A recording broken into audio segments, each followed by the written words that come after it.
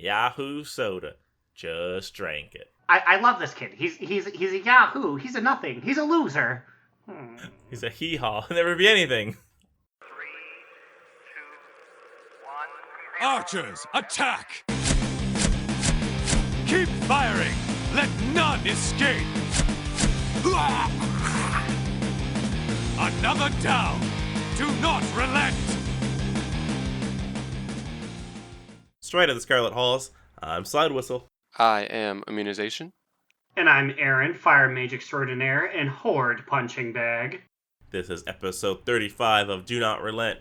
That's 5 sevens. That is 5 sevens. If I was this episode's age, I'd wonder what I'm doing with my life. I would like to say that this podcast is having a midlife crisis now. Oh, man. There is a new mana charger parked outside of my house that I cannot and will not be able to pay for. But I'm living in the moment, baby. This is my midlife crisis. I took out a few loans and I bought all those griffins. You sound like Aaron. Baby. How's your Griffin collecting going? Well, I must say, the last time I spoke about the Griffins, I said they were over 100,000. They're actually 78,000, in case one of our 40 fans wanted to call me out and bash me on the wiki. But Ooh. Can somebody make a wiki for us? That'd be great. You mean us? I'll make the wiki about us, and I'm just typing away. Like, oh, we're such cards. Speaking of mounts, you can buy the hot new Griffin mount if you're Alliance. And I mean, I guess it comes with a Wyvern stone mount. The Alabaster one? The Alabaster, yeah. Because I ordered the classic Ragnaros statue thing that comes with the mounts. And I guess if you buy the mounts, you can redeem the code from the box. And then they give you back $25 I remember on that your account. because I was listening to episode 24 today because I miss you boys. And we mentioned that. Were you really listening? I was listening to that specific episode where you talked about buying the box and you talked about that specific promotion.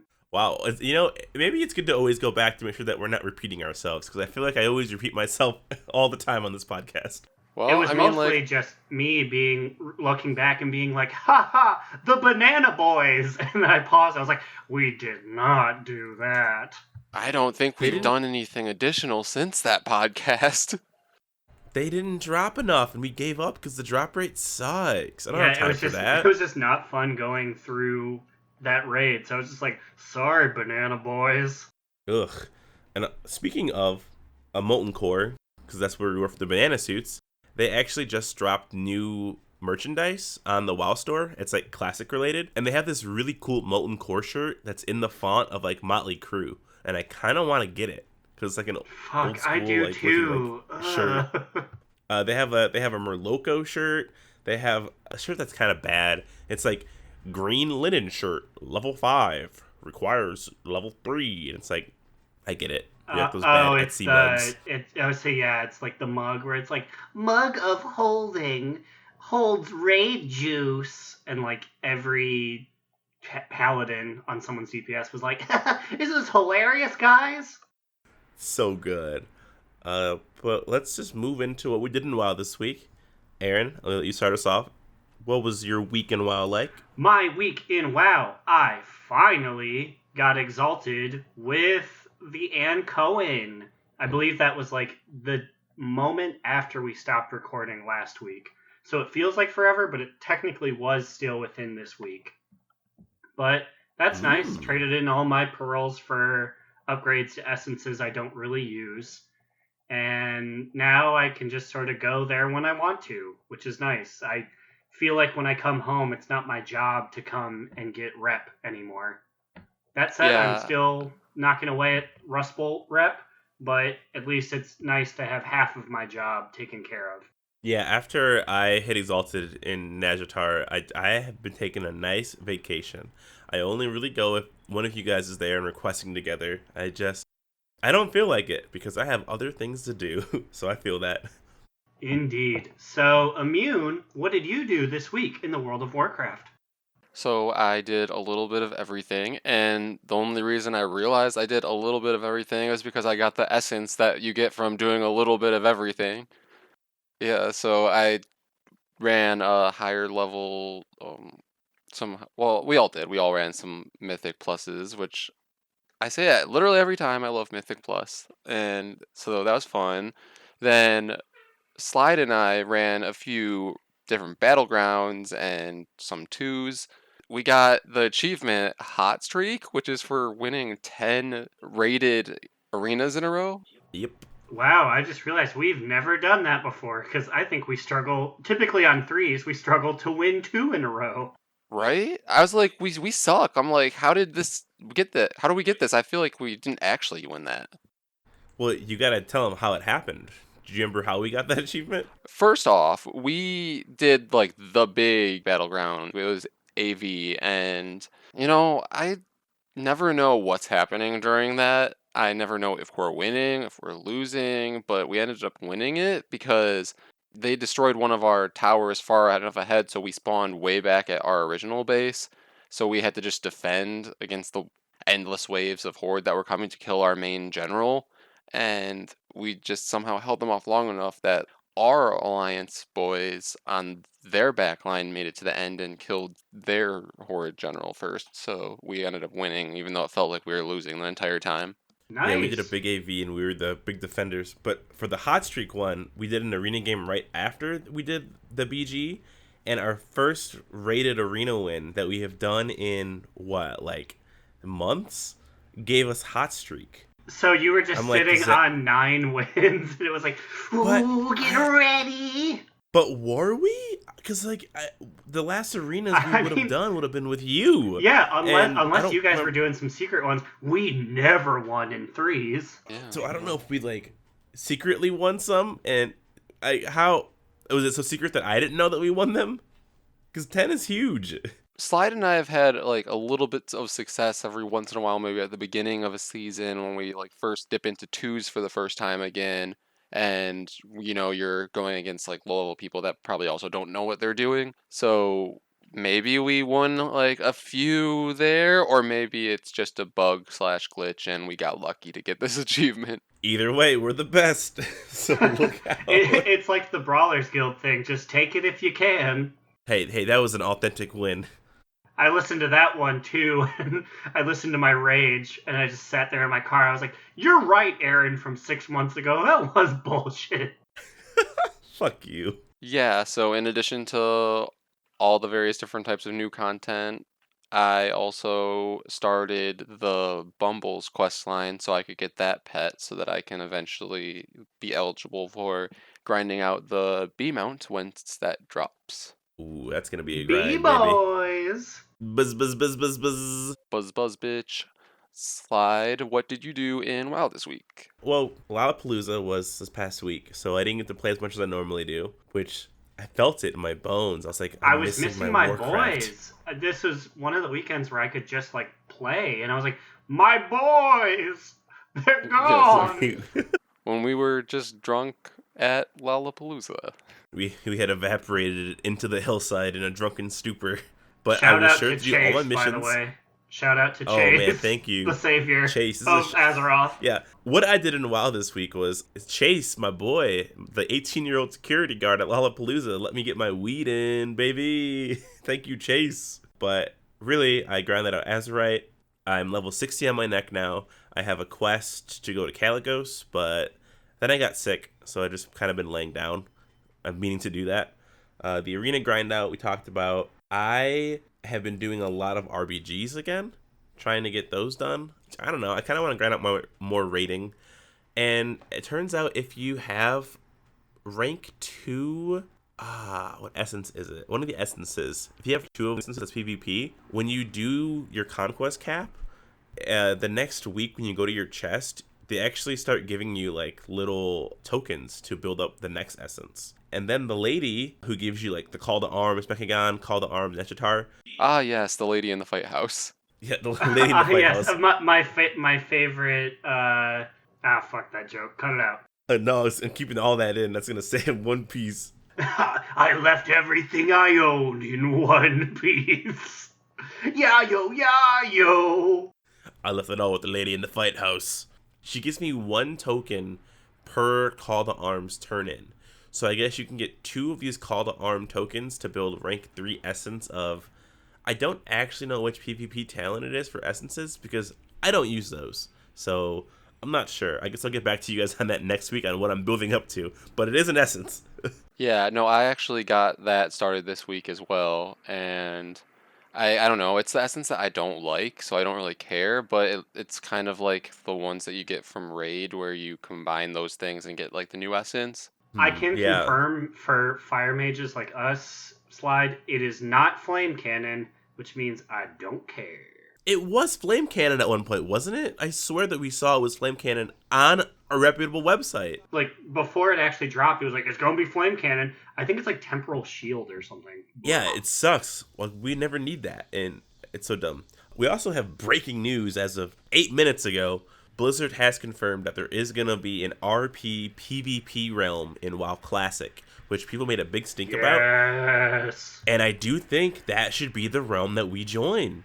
Is the I RP want PvP to. realm. That's the one, right? That's got to be the one. Yeah, I'm down, boys. I think there's only going to be one. We need to make sure we're all the same race, though, because you know those RPers are going to be like, why would a night elf, a human, and a gnome even know each other? It's like, oh shit, that's right. Yeah, it says that a RP PvP realm will be coming to North America and Europe. So that means whatever realm that is, we're on it. Also, in listening to episode 24, we vowed that we were going to fight for our names. So you know I'm going to be there typing in the 5 letters of Aaron at moment 1. So, actually, no, Blizzard did announce there's a time and date set for the name saving thing. And that time and date is August 12th, 2019 at 3 p.m. Pacific. So get your fucking fingers ready. Get your fingers ready. I don't know if I'll be I will home. literally take off work for that. That's Monday. I can off. Wait, no, I can't. Oh no. Wait, is that a Monday? Wait, August 12th is next Monday. Yes, that's a Monday. As of this recording session. Fuck yeah, dude. I ain't got no work that day. Caitlin's coming into town. I can't afford to take the Monday Slide, off. Slide, you have been tasked with getting all 3 of our names. Yo, fuck yo. I got my own names to get. I gotta get Swirly Jones. I gotta get Hurt Locker. And I gotta get Precious. Can you imagine those new names? If you don't get ass to mouth, I will be so upset. I don't know what names I'm gonna pick because the names that I picked in WoW for my current characters weren't even taken when I joined in WoD. So like, do I want like a cool name? Do I want to be Alex? I could be Alex. That'd be cool. Or I could be Aaron. That'd be neat. I'm gonna be pro Jared for sure. I'm fighting for that. I got that boy on lock on the live server. I'm about to do it in Classic too and relive all my favorite pro Jared memes. Oh boy. But so you get 3 names per WoW account. So that means I'm going to get me 9 names, bitches.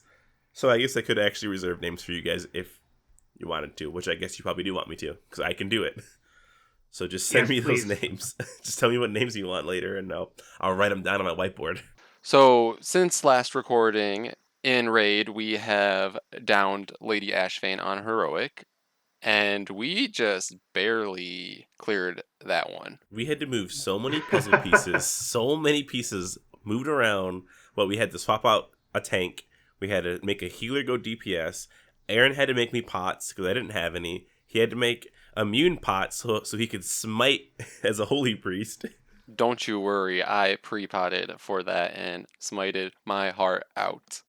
My favorite was at the very end when she was low. People were in bubbles, and the executive decision was made like, fuck the bubbles! Krinsk can die. We need to kill her. We need this DPS. You gon' drown today. And even with all of that, we just barely killed her with what, like 1 second, 2 seconds left before she got her third carapace up? If we had focused on bubbles for even like a half second more, she would have gotten her skin up and we would have died for sure.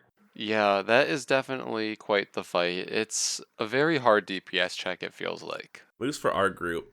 I mean, and if you think about it, we had our raid lead was missing. We had someone tanking who wasn't tanking before, who was one of our best DPS. There were just so many things that were mismatched that made it more difficult than it should have been. Hopefully everyone's back next week so we can get that all straightened out. And now, for a change of pace, let's kick it to our roving rover reporter, Growlina.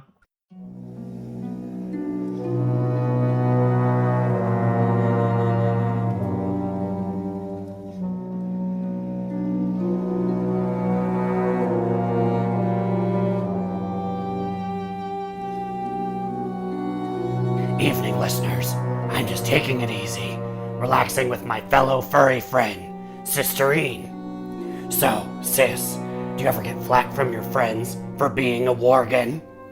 Kind of at the beginning, they called me furry bait and stuff like that.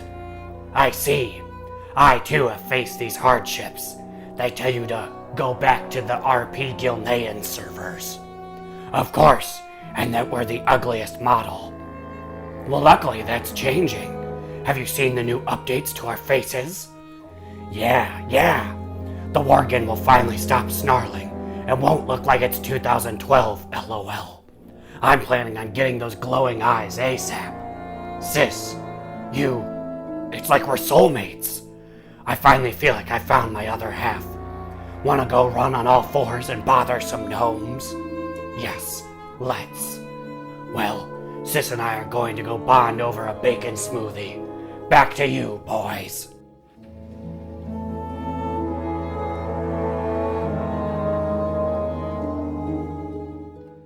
Thanks for the update, Growlina. Hope to hear from you again pretty soon.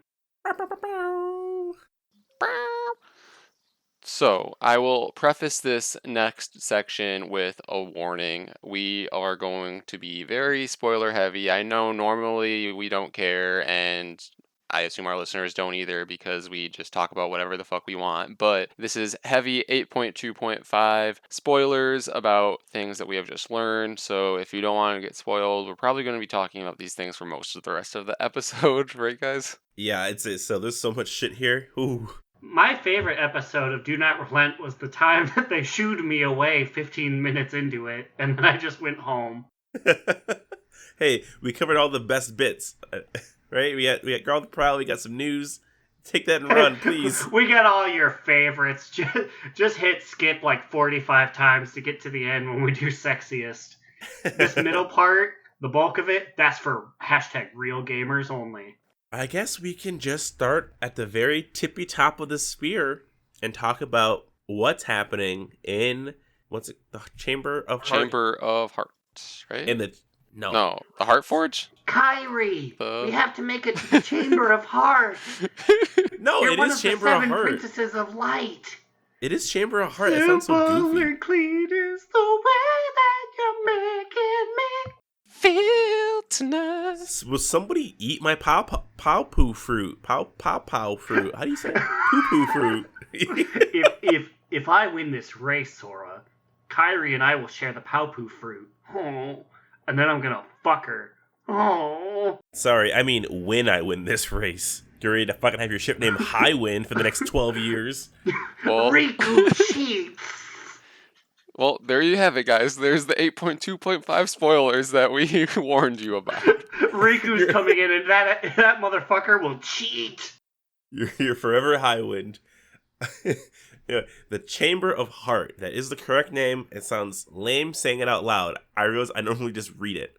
I don't think I've ever said it out loud, so that's why I was like, Chamber of Heart? Secrets? So, what's happening is Ebonhorn is being like mind fucked by N'Zoth, which is insane because Ebonhorn is a cleansed black dragon, and N'Zoth is basically trying to rekindle his love by being in bed with another black dragon, I guess is what he's going for. Was N'Zoth confirmed because the one that messed up Deathwing? Yeah, he's the one that like corrupted him and made him all cuckoo and evil and turned the whole Black Dragon flight against the rest of them. Until this point, we only really know of 2 black dragons that have been cleansed of N'Zoth's curse, really. It was Ebonhorn, as Slide just mentioned, who was cleansed like 10,000 years ago in that like flashback scenario we did where was Hone. Yeah, everyone's favorite scenario, Hole High Mountain and his sphere of 1,000 deaths, where he just runs through all the demons. Oh yeah, baby! And then everyone's doing the same thing, so there's just 7,000 home high mountains fighting the Legion. All going, huh, huh, huh, huh. Yeah, so he was cleansed by Hone High Mountain. But then the other one is, of course, Wrathion. So these are the only two black dragons we know that are free of N'Zoth's curse. Can I just say, but before we continue Wrathion lore, I just have to get this off my chest. Wrathion for the longest time was the only like melanin, like dark pigmentation human of lore importance in the game. And because of his role as a black dragonflight, they called him the Black Prince. And I was always like, ooh, no. Because I was doing a lot of research, and a lot of it seems kind of like there's one line where he literally says, "Do you not trust me because I am of the Black Dragonflight?" And I'm like, this doesn't seem. That seems like a questionable writing there, you know. Especially when he's the only one up until that point. Yeah, I mean, I guess like the whole storyline surrounding the Black Dragons has always been kind of questionable because a lot of it's centered around rape. Well, yeah. Raytheon was basically like created via the rape of a black dragon that was being held hostage by the Red Dragonflight. So, Also, okay, so there have been many times already that Raytheon or people referring to Raytheon has said that he is the son of Deathwing.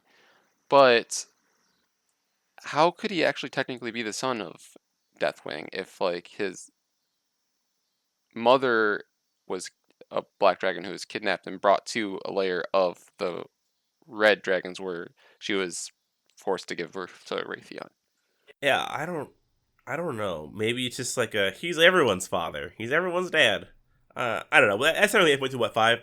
That's Cataclysm stuff. So I guess that's like 4.3. We're digging deep into the wells of our lore knowledge that we've gained. But so Ebonhorn is having problems resisting the Zoth, and so Magni is just like, "Hey, go find Raytheon," and you're like, "Okay, I can do that." And it's funny because for us three, we kind of don't really know who Raytheon is. We haven't encountered him in game at all.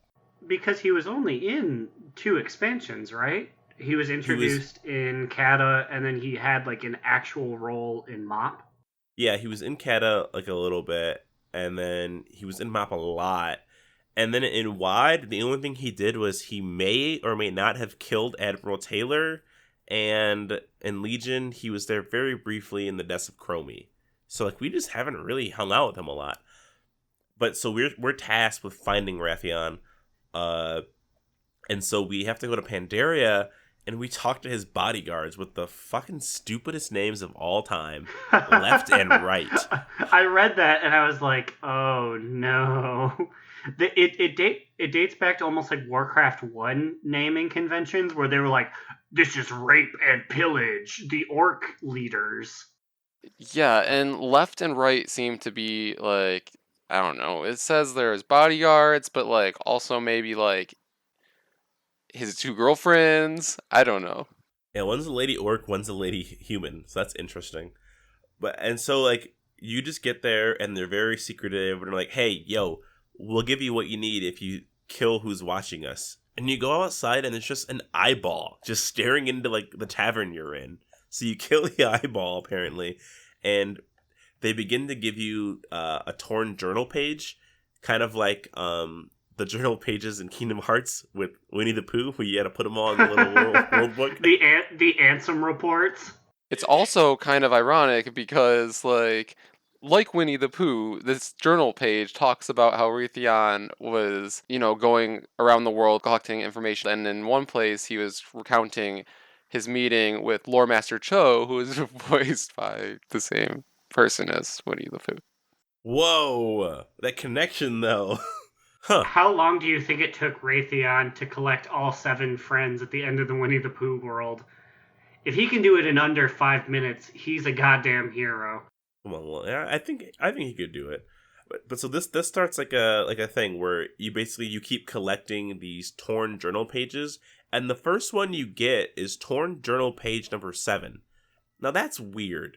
So you're not getting the whole story here. Basically, he's giving you what he wants you to read, and it's like it's so much information on one page of the journal. And you get what? Do you get 5 or 6 that we know of? There's an ambulance coming. Hang on. You guys live on, I guess you said it last time, it's just the old people dying next door. It is the most ambulance-stricken part of Chicago ever. It really is. So you just get kind of sent around the world on this fetch quest where you're just following Raytheon, and he's just giving you information that he's leaving behind. So like you go to Pandaria, you get journal page number 7, and then they're like, well, why don't you go to Blackwing Shadow or Blackwing's Descent? And you get there, and then he's like, somehow the bodyguards beat you there, and then they give you more journals. It seems like a very interesting, like, roundabout way to get you this information. Almost like Raytheon's like leading you on like some information goose chase, kind of. Did you guys feel that? It was like a weird scavenger hunt, kind of. Yeah, it's like he's like, oh, I haven't been in it for a while, so I gotta like really egg you on until you meet me at the end. Yeah, and I was kind of under the impression that like he's selectively choosing these pages and sending us around the world to make us feel like over the years he's traveled the world, he's grown a little bit more, he's become more mature, and that we can trust him, and that the real enemy is N'Zoth, and that's what he is trying to help us defeat. But I feel like given his track record, he's probably still not trustworthy. Yeah, so you get journal page number 16 where he's just absorbing as much information about the world as he can. He's going to all like the big hot spots. He was back to Blackwing Descent where like Nefarian and Re-Risen Onyxia were like running wild with the Black Dragon flight. He goes to Pandaria to talk to the Lore Walkers to get all the information he can about the Black Empire and the Old Gods. So he's doing his research. And I don't know if that's a good thing or a bad thing, because this motherfucker has been the source of so many poor decisions over the years that he's been around. Like, he literally helped Garrosh escape to create Worlds of Draenor. Like, he's the reason why that even happened to begin with. Okay, so I read that. That was him? Because I thought it was a member of the Red Dragon Flight. Maybe I just don't know that specific Christy Golden book lore. Yeah, it was in War Crimes, and it was a member of the Bronze Dragon Flight. I think it's Kai's Doromu, whatever his name is. He stole the sand, like the vial, the time turner from Harry Potter. Him and Raytheon worked together to steal that because Raytheon wanted one faction to win. See. And when Varian did not kill the Horde, Raytheon was like, well, fuck y'all, I'm gonna help Garrosh make a better Horde to help get everyone united. It's like, what a terrible decision. Like, why would you do that for? Yeah, so then inadvertently, after Draenor, like, he also led to ushering in AU Gul'dan coming to the main timeline and bringing forth the Burning Legion. So, in a way, Raytheon kind of did all of this. Which is super weird. I mean, I think they're going for a redemption arc where he's young and dumb, and now he's like wise and reading. But it still leaves you really hard to trust him when this boy ate a heart. He ate the heart of the Thunder King. So like, I don't know. He just seems very gray, and they probably want him to feel very gray. Like he's beyond factions and he's beyond everything by this point. I guess he eventually migrates to Karazhan in the catacombs, which is super interesting because think of all the things that he's reading in Medivh's library. Like he goes into the library and is reading all this information about, once again, everything. This page of the journal kind of implies that he met with the ghost of Medivh. Yeah, I mean, Medivh's always like, hey, I'm not dead. I'm still around. Like, yeah, for a man who we killed long, long ago, he's like, oh, just to remind you, I'm magic. You can't beat that. And then every King of Stormwind ever has been like, oh shit, we can't beat that. And also what I'm wondering is, like, he also probably interacted with Khadgar, because this is where Khadgar currently is, right? Yeah, Khadgar said he was gonna go back to Karazhan, but there was no mention of him. So maybe he was just sleeping when Rathian was visiting? Champion, Yeah, you don't understand. I had a frontline part in 2 whole expansions. I gotta take a big nap now. I got things to do. So you get another journal page. You get journal page number 25.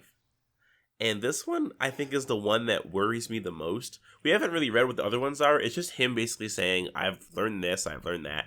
And 25, he says, I know for certain that the Forge of Origination is the key to dealing the old gods their ultimate defeat, though I have not yet been able to discern the exact manner in which it is meant to be used. The Forge of Origination is the thing that will reset the world back to 0. It would kill literally everybody if it's used. So I don't know how he's planning on using this that doesn't involve killing all of us. We're doing Halo rules, baby. Back to ground 1. Master Chief's gotta save us all. Yeah, because basically what this device, well, what does it look like even? What is it? This Forge of...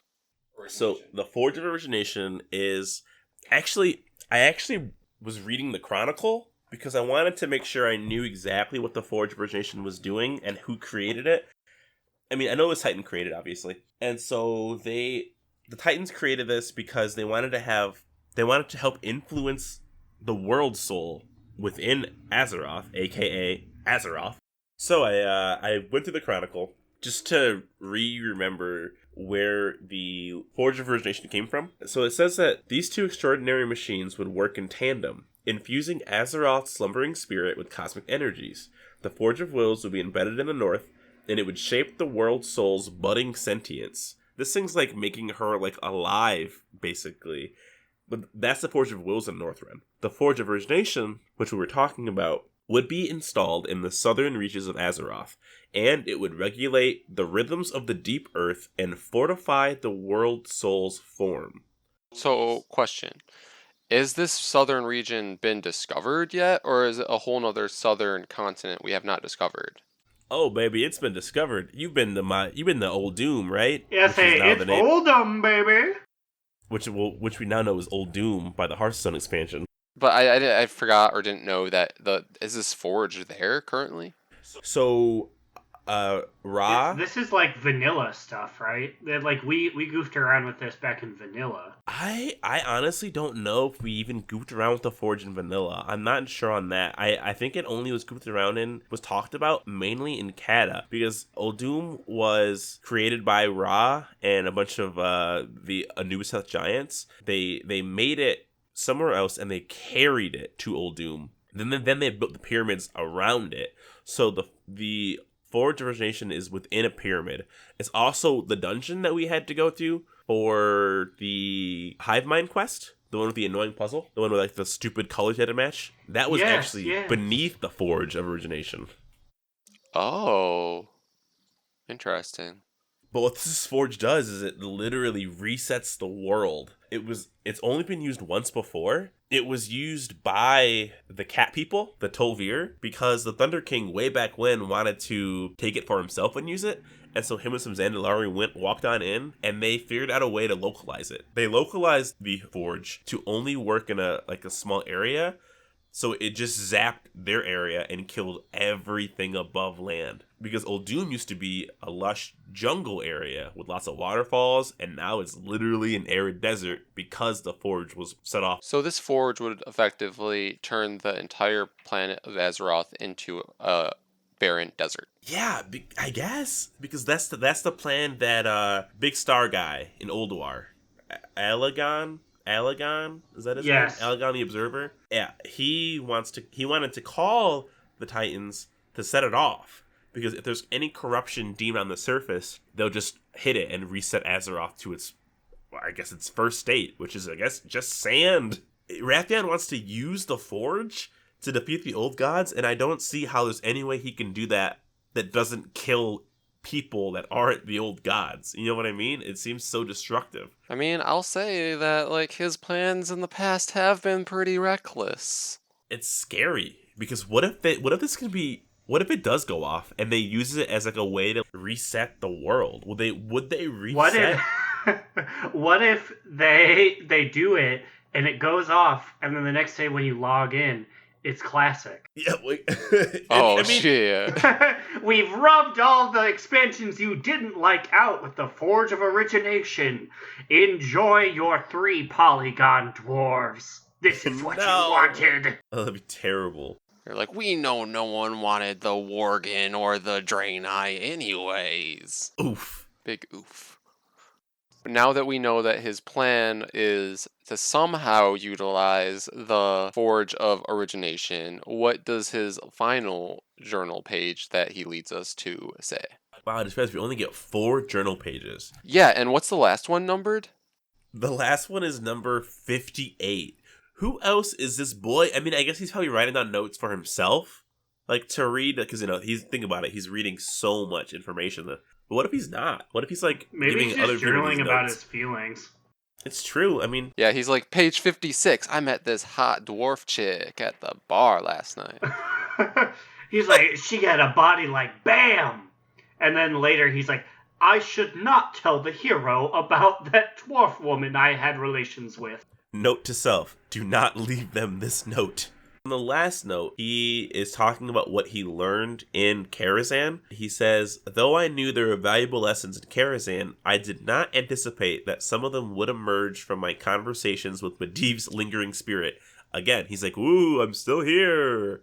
He recounted his struggles under Sargeras' influence. I feel like Medivh only ever talks about Sargeras. Does he do anything else?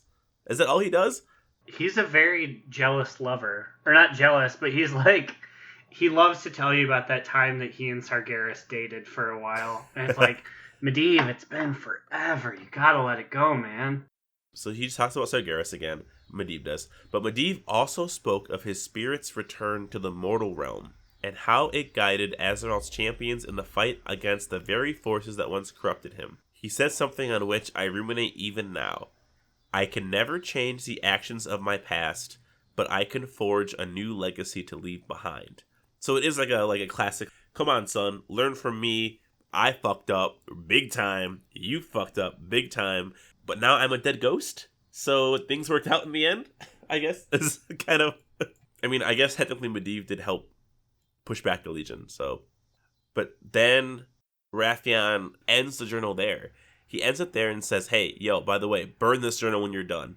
But then he leaves you like a secret 5th note. It's not numbered or anything, but it says, the note appears to have been left behind in a hurry and deliberately placed where you would find it. The note reads, Growlina, if you are reading this note, then I assume that Abyssian Yes, I am reading the note. has fallen prey to the whispers of the old gods. Fortunately, I have prepared a method to save him. You will find a potion with the properties you seek sitting next to this note. Bring it to my brother and clear his mind of N'Zoth's influence. I'll thank you for your efforts in person soon enough. So this motherfucker knew exactly why we were coming, exactly what we were doing. How? How could he know that? Well, I think he has had eyes on us for a while. I don't know, but the way he says, if you're reading this note, then I assume that Abyssian has fallen prey. I kind of have a feeling that he was fucking around with time when he was hanging out with Kai's Dormu, the bad time dragon. Yeah, and we've already seen him fucking around with Chromie in her alternate timeline. So I think he's just taking a vacation in time now. Yeah, what if he's like seeing like the future and he knows exactly what he has to do? As that's kind of a scary power for someone like him to have right now, I feel like. Also, do you think that he judges Ebonhorn for the form that he took? Like, it's like, oh, I need to turn into like a terrestrial form, like attractive bronze-skinned human. What about you, brother? Oh, High Mountain Tauren. Really? That's the one you're going with? I mean, people judge Chromie for being a little gnome. She's like, I just like the gnomes. I think they're neat. Insert Marge Simpson meme. But so you go back to Ebonhorn You give him the potion, and it's funny, you actually give the journal to Mother. Mother reads it and burns it immediately. She follows the directions to a fucking T. I love her. Yeah, I read that, and then Magni's like, "Why'd you do that?" Like, I didn't even read it yet, and she's like, "Well, I did, and that's all that matters." She's like, "Don't worry, I memorized it. It asked me to burn it." Now, I feel like we wouldn't want Magni to read it, because didn't Ajara confirm that Magni is the pawn? She says in the fight that, like, the King of Diamonds is a pawn, your Speaker of Azeroth is a fool. So she kind of confirms that Il'gynoth whisper that the King of Diamonds is Magni for sure, and that he did fuck up. So why are we still bringing shit that's important back to him? He's at this point, like, what's the word? Not tainted. Complacent? No, complicit. He's almost complicit in all this. It's because it's our dad's friend. You don't want to be rude. I mean, they went through a lot together. They fought in Nam. You just kind of grin and bear it. We're kind of compromised too. We literally have the gift of N'Zoth sitting on our forehead. I guess this is true. I guess it is a big eyeball just chilling on the three of our heads. If N'Zadi doesn't give me something for being so loyal to him through all this, I'm going to be a little terse. For real. So I think that pretty much wraps up the new quest lines that have been revealed about 8.2.5 regarding Wrathion. Even though we don't see him at all, which is still weird. I mean, he says we'll see him soon enough. And we have been graced with the new model of what he will look like, at least. He is looking fine. I wonder, like, That boy. what expansion he decided to ditch the hat. I'm kind of glad he did. I didn't like the hat. Yeah, I was always really about his big turban. I feel like he just kind of had to wear it to bring light to the fact that he was, like, the brown skin representation. Like, look, here's something that points me out even more. But now that, like, every third Kaltirian is dark skinned, he's like, finally, I can ditch you, old friend. Where do you guys think this is going to go, though? Like, what do you think is going to happen? Do you have any crazy theories on what he's going to do and what his plans are? All I know is that in the article, it kept talking about his maturity. And a big part of his maturity was talking about the fact that he's not about factions and he's not about sides anymore, which only progresses the doom clock from 10 p.m. to 11 p.m. to the ending of factions, which I'm not about. I may be in the minority on this one, but it's like he's learned from his mistakes and he's not picking sides anymore. And then Growlina runs in. She's like, but I am. I'm still picking sides. Fuck the Horde. I'm not ready to let this go. Or there's a bit in it where he's like, I'm preparing for the real battle for Azeroth. And I'm like, fuck that. We can still fight the tentacle guys and kill Horde. Come on. We were having fun on this one. Let's get him. Yeah, but as Aaron mentioned, he says that we basically need to prepare for the battle for Azeroth, which now kind of is implying against N'Zoth and his minions to save Azeroth, but I don't know. I still think that we can't trust Wrathion, and I think that Wrathion, maybe even the player character us, is working for N'Zoth in some way. Oh, God, that would be like the worst case if he just like succumbs to like everything that he tried so hard not to be. If he succumbs himself to the corruption, that'd be fucked up. I'd be here for it. There's too many heroes. We just need to have someone other than Magni, I guess, who just royally fucks up. I guess that's true. I don't know. I feel like Anduin has done it a lot in his learning years. They're gonna kiss. I forgot that Anduin was even in the game, honestly. Him and Sylvanas both. Where have they been? I mean, I'm sure we're gonna get more. Hopefully, we better get more. I am kind of worried that we are gonna get originated stuff. The Island Expedition stuff gives you a quest that talks about the current state of Old Doom and the cat people. You get like a little quest and it says, I see you have met the Amatet. The wound in the world, which is what the big Sargeras sword, has unearthed new tombs, and from one they emerged. They speak little to us, believing us betrayers of our sacred duties. They believe that they, stewards of the Titans, should control the Azerite. worse, when they realized that Raj and the others were slain, they constructed their own new keepers. They must have an active forge. So the cat people were the ones running the Forge of Origination, and I guess when the sword came in, it created a way for some buried ones to escape. They're probably still in their stone form, and now they're running the forge. And who knows what the fuck they're gonna do? The forge is coming in from so many areas that's being talked about. I think we're gonna be going back to Old Doom very soon to mess with this thing. I hope if we do, we get the Heroes of Old Doom song from Hearthstone. Even if it's just like a toy. That's just an aside, but I want that so bad. Oh man, the 10-hour version on YouTube is so good. I love that they made that. I was listening to that today. It's a beautiful song for a beautiful expansion of Hearthstone. But yeah, I don't know. And this just makes me like really worried about Azeroth, the World Soul herself. Because if these two forges are so important, the Forge of Wills is literally is like next to Yogg-Saron. And that's the one that like makes her mind, it sounds like. So it seems pretty easy to get in there and fuck with. Huh. So are you kind of implying that we will have to stop this forge from being activated? It might corrupt Azeroth and we might have to deal with her? It's possible. It happened to Argus, and Magni's already being worked, which means, is Azeroth being worked? I don't know. I think we're going to learn a lot in 8.3 and 8.2.5. So this you can take as a goof if you want to, but I think it'd be fucking wild if Azeroth gets corrupted and she becomes like a World Soul type boss, sort of like how Argus was. And in the raid to fight her, you have to fight Magni because he's like, this is all I have. I've been talking to Azeroth for so long. Like, I won't allow you to kill my wife, essentially, like the person who talks to me.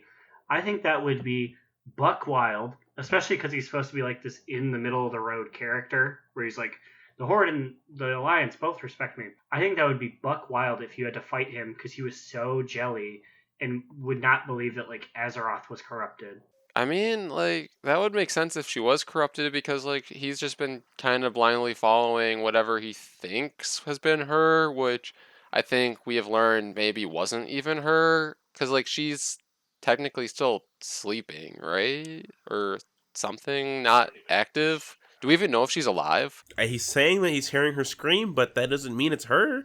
So I don't know. What Aaron said could be possible. Like, because after BFA, if we resolve all of this, what's Magni going to even do to begin with? I want him to be Nazgrim 2.0, in which he comes at you and he's like, this is all I know. You have to fight him and kill him. Damn, there's so much good shit that this makes me like think about so many possibilities. But I guess we're nearing the end of the show, so I'm gonna pull a time warp.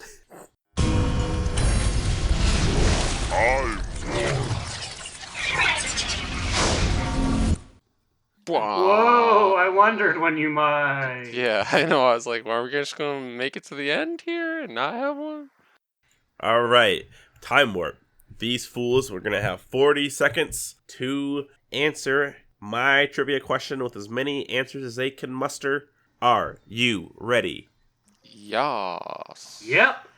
I would like you guys to name former and or current members of the Titan Pantheon. Go. Sargeras. Sargeras, Ra, Argus. Noganath, what is Freya, shit, Ra-Den, no, we might have already said them, Agrimar, God, I'm so bad. No, I'm trying to think of them. Noganath, I think I already said him, but I really want to get that one down because he's the mage one. I don't know these other. Mimiron. So the Titans Pantheon are Aman'Thul, Aenar, Norgannon, Golganeth, Khazgoroth, Agrimar, Sargeras.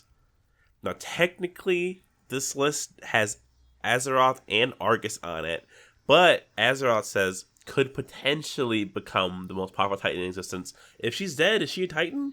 Does she count? Like, I guess I'll count her because she could be alive. And Argus counts. So that is gonna give Immune the win. Aaron, you were so close, but you were mixing Golganeth with Norganon to say no. You were smushing him. You gave him a smush. Though you had Agrimar, so it was a very tight game there with these random guesses. You did name Raden, but he's a keeper, not a Titan. Yeah, I got really into the keepers in the middle there. You guys know a lot of the keepers, which I know it's so confusing. So I guess Immune, you have that win. Aaron, you have to take your punishment. Here we go. Oh. Wow, Immune, are you on a hot streak over here? Is this like your second, third win? I'm surprised I pulled that one out, but yeah, this is unprecedented. I am notoriously bad at these games. My favorite thing on this thing is Golganeth, Father of the Sea Giants. What a title. I'm in so much pain. I need something nice in my life. Which is why I'm bringing us to the sexiest NPC of the week. Ooh. Who could it be this week? No, I won't lie to you, DN Army. Sometimes, when it comes to sexiest NPC of the week, I need a little help.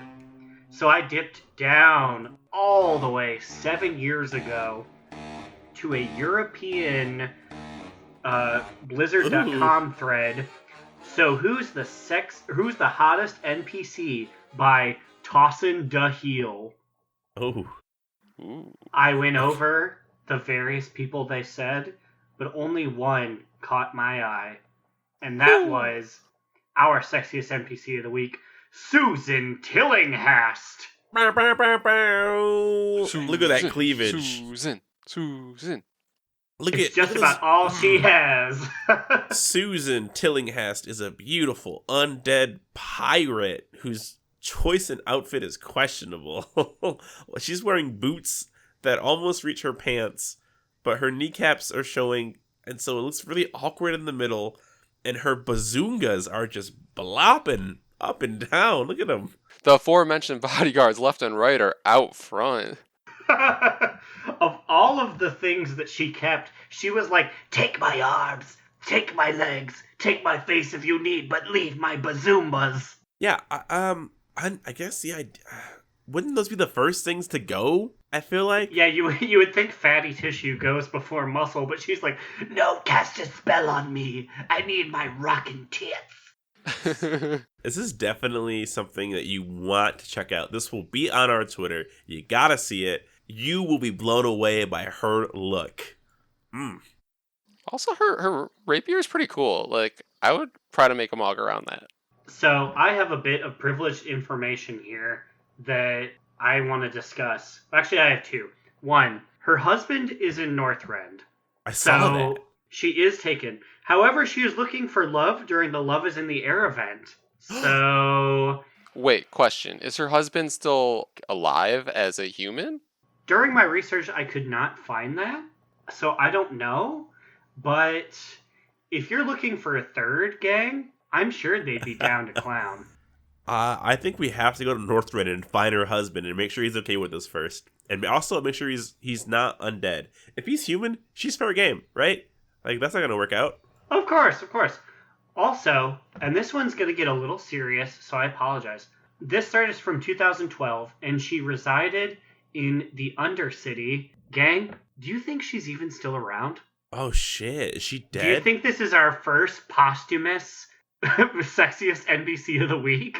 Luckily, as of last week, I think Guzba's already dead. Oh, that's true. We awarded it to Guzba, and he's been dead since Warcraft 1. Oh, man. The Guzba's in the back. Oh, yeah. Now I'm curious. How many of our other NPCs are dead? Are any of them dead other than these two? Susan's a resilient woman. She might still be alive. I don't know, man. Also, the episode that we did with Sweaty Gumbo, we definitely did name a boss that we personally killed as sexiest NPC of the week. Oh, yeah. You know what? I bet you there's a lot of dead in our list if we really look at it. We have a lot of sexy corpses in our wake. Oh, but Susan, we're coming for that booty. If you agree to it, of course. If she has it, maybe she gave it up for her tits. I don't know. Trade the butt meat for boobies, please. Is that where her kneecaps went? She just transferred them to her boobs. She lowers the pants and it's just 2 bones. I'm so sorry. I had to keep them intact. Oh, Susie, no. Susan, your award is in the mail wherever you reside now. Yeah, please give us your forwarding address, because we need to know where your new house is, because I don't think anyone's delivering to Undercity anymore. And with that, we've reached the penultimate part of our show. The top toot, bottom boot, or medium moot. So, Immune, what is your TTBBMM? Okay, I have a bottom boot this week. And it came when earlier this week I was trying to get my islands out of the way before raid. And, we were on our 3rd island, so it should be more than enough to, get over my Azurite limit to turn into Flynn. But just as the island was beginning, my game just quickly disconnected and I was not able to log back in for like 3 or 4 minutes. And luckily I was eventually able to log back in, but when I did, everyone else had already collected a bunch of Azurite and killed enough. And I guess I didn't get any Azurite for the things that they were doing along the way. So by the time everything was said and done, I still am literally 20 to 40 Azurite away from my cap. So that's my bottom boot this week. That's pretty funny, though. That is deeply unfortunate, but I've definitely been there.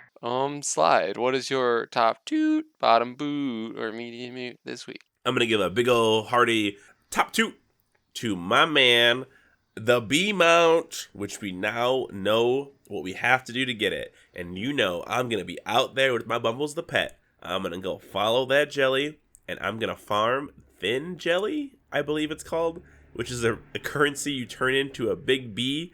And if you collect, I believe it's 6,000 thin jellies, you can be the owner of a beautiful bee mount. And also with an added bonus, I learned that they're making tiny little hats for your Bumble the Bee pet. And I can put a fez on them. That's the only hat I know right now, but I think there are others. It's like the pugs in Draenor, where you can get a pirate hat or a ghost hat. So I'm excited for that. That's good to know. What about you, Aaron? What's your top toot, medium moot, bottom boot?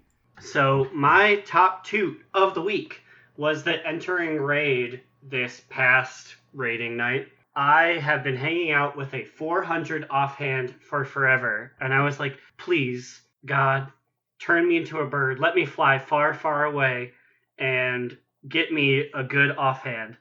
And the first kill of the night, I got a 430 offhand. I'm like, ooh, Lord. I was standing in my seat at the church. And I said, Lord, since I have you on the horn, give me a good knife, because I don't want a wand. Second boss of the night, I got a 430 knife. I'm like, woo! Azeroth is good. She Praise gives N'Zoth. me, praise N'Zoth. Praise He gives me what I want. Woo! And in that moment, Aaron knew that Azeroth wasn't sleeping, wasn't dead. She is there and alive in all of us today. Woo! I need everyone to stand up. I need you to feel Azeroth deep inside your bones. Woo! Hit your 5 key and let the memory of lucid dream flow through you. Lord, we're gonna get us some knives today. Oh, N'Zoth is good. I am jumping ship between gods. Azeroth, N'Zoth, whoever got me my knife, you are who I pledge myself to. Honestly, maybe by this point they're one and the same. Who knows? Oh, shit. That makes my prayer a lot easier. I don't have to send 2 notes in the mail. I only have to send the one. Shit. Also, is that like a new theory we just unlocked that maybe Azeroth has been dead this whole time but replaced by N'Zoth? I mean, I've seen it before, so it's not like our theory, but I don't know. I might subscribe to it, maybe. I don't know. I'm scared. But that was, I'm sorry, the soul of N'Zoth, his sliminess creeped inside my real life body, and he demanded that I tell everyone the truth. But that was my top toot of the week. Ooh, what a good toot! What a good toot! Nice. Well, I think we're gonna close out. I think we're headed out. If you guys want to join the DN Army, you can follow us on Twitter at Do Not Relent Pod, or if you want to send us an email with Sexiest NPC suggestions, you want to send us your toes, I don't know, anything, you can email us at donotrelenttpod@gmail.com. What about you guys? Where can we find you in cyberspace? You can find me, Alex, or Immunization on Twitter at NewEraAlex. You can find me, Aaron the Human, at The Big Cheesy on Twitter. And we're out of here. Catch you guys next week. Praise N'Zoth, and Praise remember... Another down! Do not relent! Do Not Relent is a podcast within the 3HNC network, representing U.S. Proudmoore's premier podcasts. That was a very good wish.